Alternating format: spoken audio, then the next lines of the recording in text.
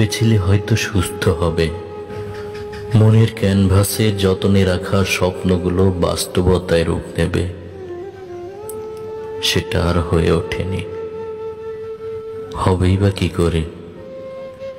এক জীবনে কি আর সব স্বপ্ন পূরণ হয় বলো?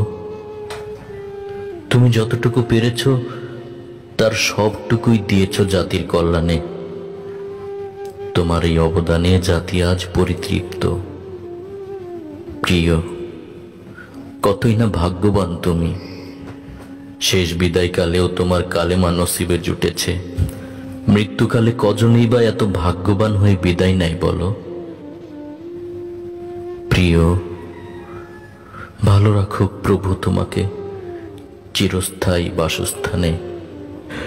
যত ভুল, যত পাপ মার্জনা করে শহীদি মর্যাদা দিয়ে পুণ্যের বিনিময়ে যেন স্বর্গটা দেন তোমাকে প্রভু। প্রিয়, হয়তো মোদের হৃদয়ের গভীরে স্থান করে নেয়ার জন্যই জন্মেছিলে তুমি। এ মনকে বিশ্বাস করাতে খুব কষ্ট হচ্ছে তুমি যে নেই। হৃদয়ের গহীনে রক্তক্ষরণ হচ্ছে তোমায় হারানোর বেদনায়। ভাবিনি কখনো চলে যাবে এভাবে কাঁদিয়ে মোদের। এ ধরায় হারিয়েছি কত আপন আর প্রিয়জন। এতজনের ভিড়েও কেন তোমার জন্যই মন হাহাকার করে, কান্নায় ভেঙে পড়ে বারে বার প্রিয়। তুমি অমর তোমার কর্মে, তুমি অমর তোমার ধর্মে, তুমি অমর, তুমি অমর তোমার আচরণে, তুমি অমর মোদের হৃদয়ে।